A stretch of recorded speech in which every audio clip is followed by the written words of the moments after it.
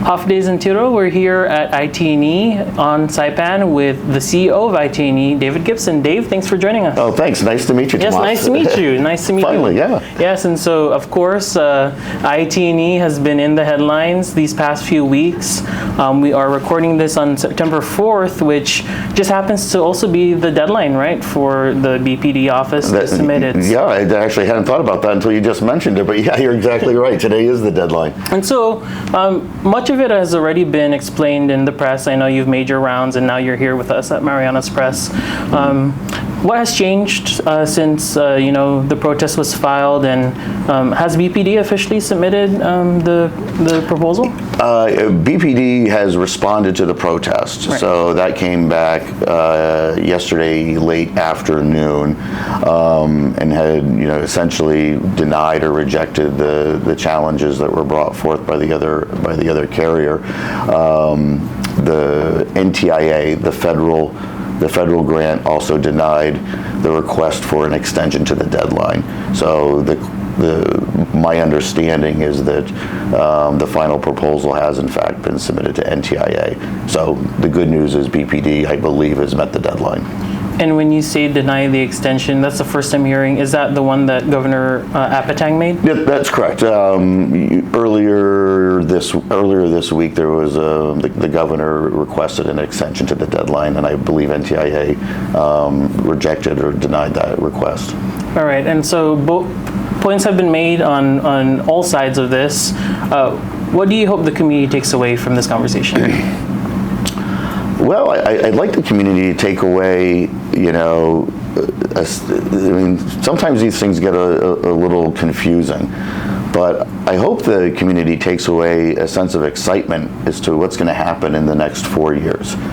The CNMI has certainly had a rough 4 or 5 years between the weather and the economy and business. This is a win. I mean, this is a win for the Commonwealth. It's a win for the people. It's a win for those who are, like the governor, who are championing economic development. This is a light at the end of the tunnel, and for once, it's not a train, right? So I hope that everyone on the island is really excited about the potential that this is going to bring. And if I could just ask you to respond to some of the concerns that were made public. We did interview the Docomo Pacific CEO, Christine Belletto, as well, a few weeks ago. One of the major points of concern appears to be not necessarily who it was awarded to, but the process and how the process played out. In particular, the new guidelines under the Trump administration about this, what we're now all learning as tech neutral. I think everyone knows that word now, tech neutral. Right. And so, I mean, what's your response to that? If the guidelines change, should the process have changed? Well, the guidelines changed in sort of what you would call the initial rubric, but the fundamentals, so in other words, the requirements that were set out in the actual statute that brought about the program, resiliency, reliance, and scalability were the 3 pillars of the program. So while the way that you evaluate potential technologies changed to the extent that you had it to be technology neutral, the reality is the statute is based on solutions that are reliable, they're scalable, right? And they're hardened. And that's where the BPD landed. Now, it is fair to say that even in the new guidelines that came from the Trump administration in early June, they again acknowledged the fact that one technology may not be suitable, or one deployment method may not be suitable for consistently across the United States. And what might work well in Florida may not work well in Texas, and may not work well in the CNMI. And the position, I believe, of the Broadband Office, and we certainly agree, is that first and foremost, the network needs to be underground. Whether it's copper or fiber, first and foremost, because of the typhoon season here and the vulnerability with typhoons, And because of the supply chain issues, just thinking about how long it takes to bring replacement materials to the island in the case of a disaster, that the only way to build a protected network is to in fact bury it. And that was the case that the Broadband office made to NTIA, and from what I understand, NTIA concurred. Is fiber the fix-all solution? Do you see any benefit to a hybrid system perhaps? I think there's a number of good systems that are out there. I mean, I think it's generally accepted, and Christine herself in her letter on June 16th to the Broadband office acknowledged that buried fiber infrastructure is the gold standard in networking. But that said, there are other technologies. Now, you mentioned hybrid fiber as an example. Hybrid fiber is widely deployed. I think Christine acknowledged that on the mainland. The big challenge with hybrid fiber, especially if it's aerial, is that unlike fiber, hybrid fiber, which is essentially cable, it's coax, requires power throughout the network, okay?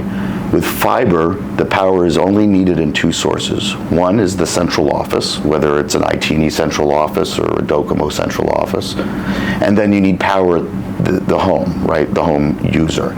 There's no power needed between those two spots. When you think about hybrid fiber, or what is essentially coaxial cable, there's points along the network that require commercial power off the poles. So not only is CNMI really susceptible to typhoons, we also don't have the most stable power network. So anytime there's a commercial power failure anywhere along those lines between the central office and the residential user, that will affect the network. So that's the challenge. It needs a lot of power in a lot of different places. In the United States on the mainland, if you're in Southern California, that's probably not an issue. It's not an issue at all. It's much more stable power, much more moderate weather. It's probably to her point, it's probably a perfectly acceptable technology. So you believe the entire process followed procurement was fair and is in compliance with all the regulations? Yes, and I think you mentioned procurement, and I think that I think there's a misunderstanding with that.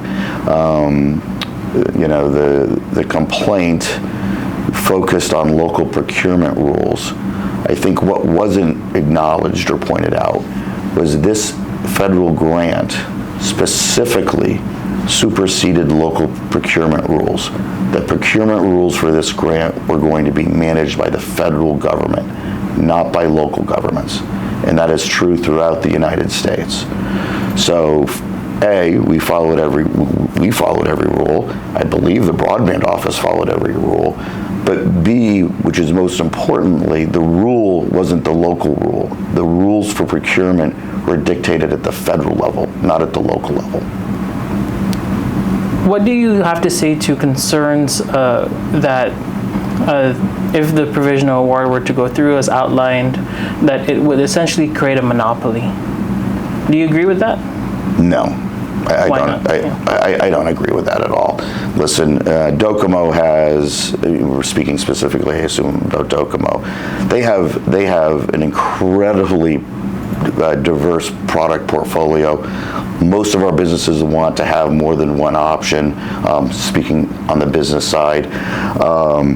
They have a mobility network that, I probably shouldn't say it, but they've got a very solid mobility network. They have a loyal customer base. And by the way, they only asked for $1.7 million to upgrade their network to next generation cable. There's nothing prohibiting them from making that investment in the next 4 years. So just because they may not get the $1.7 million that they were seeking to upgrade the cable network, does not prohibit them to make that investment over the next 4 years, which, if you think about it, it's a relatively small investment. So the way I see the landscape is that you'll have a fiber option, but you'll also have, and again, Docomo believes it's a solid technology and they can stand by it, they should be able to provide that next generation cable network as well. So you'll have two technology choices delivered in two different ways from two very different companies. I think that's good. The fact, though, that Governor David Apatang requested an extension and wanted, it seems like, a review of it again, did that cause any concern to you when you heard that they just wanted an extra check and balance on this? I don't know. I mean, I can't speak for their rationale, but I mean, in fairness to the governor, we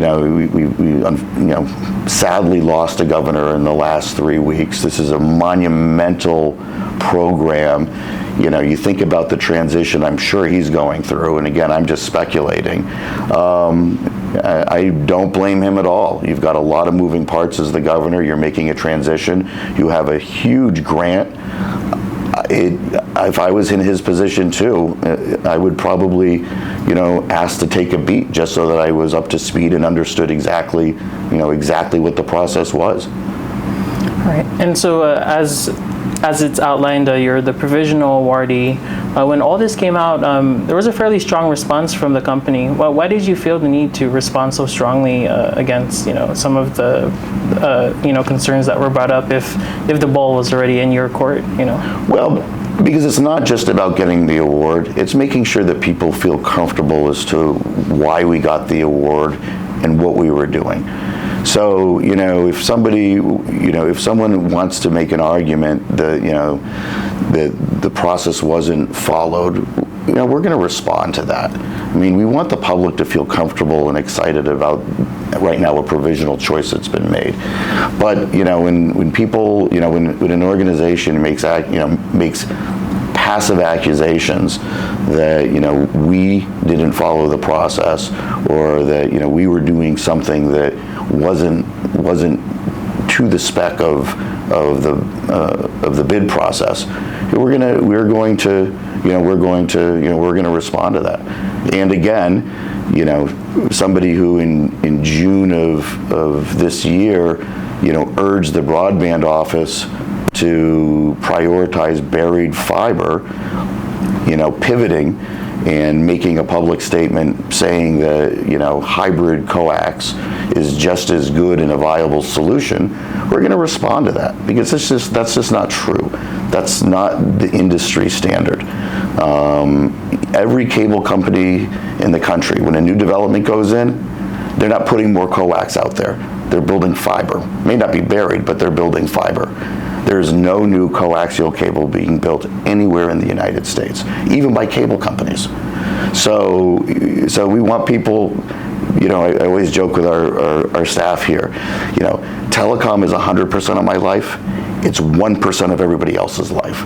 So, while we follow this very closely, the average consumer and the average business they candidly don't, nor should they.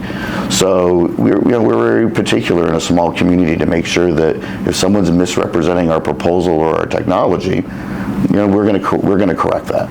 All right, thanks for answering that. I know one of the major shifts within the program that particularly came from the Trump administration, they allege there hasn't been a shovel in the ground, since the program was launched. That came from the White House. And so what are the next steps? And, speaking of keeping our community informed, what happens now, right? So it's September 4. When are we going to see the first shovel in the ground? Well, in 4 or 5 years. Yeah. Yeah. No, so the NTIA has 90 days to basically sign off on the final proposal. So by the end of the year, the plan is that this will be, fully awarded. Once it's fully awarded, in particular in the CNMI, because it's a buried network, assuming that it's awarded to us, because it's a buried network, the CNMI has an extra couple steps, which is that they need to do environmental and archaeological surveys because you're digging, right? That will probably take, my understanding at this point in time is that might take upwards of 6 months. But as soon as those archaeological and environmental surveys are complete, we will be shovel ready. So we believe that we'll be, assuming there's no hiccups, that we'll be constructing as early as the middle of next year. The nice thing about this network too is that as we build, we'll be able to turn on customers. So you don't have to wait for the entire, for the entire island to have buried fiber before we can start turning on customers. As we build fiber within a neighborhood or a street, we'll be able to essentially turn up customers almost in real time. So some folks may be seeing lit services, as early as third quarter next year. Again, barring any sort of delays. And the important last thing on that, the important thing to note, regardless of who wins it, the federal government has a strict 4-year timeline. So whoever is awarded this has to deliver in totality the project within 4 years.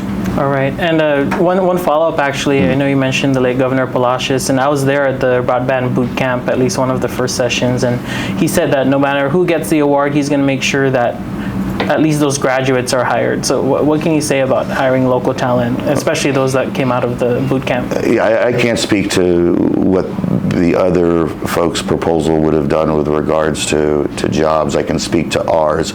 We see in a relatively short term, IT&E's staff growing maybe about 20%. We'll be higher as soon as we have sort of memorialized this. We will be actively hiring, and that's why we're really excited about the boot camp. So many of those folks who went through the boot camp are just ideal candidates for us. We plan on doing everything from a labor perspective. Our plan is to do everything with local labor. All right, Mr. Gibson, that's all the questions I had. Anything you want to let the community know about that I didn't ask? No, nothing in particular. I think that's why my voice is so rasp. I've been preaching the excitement of this new network. I think it marks a new beginning from a technology standpoint for the Commonwealth.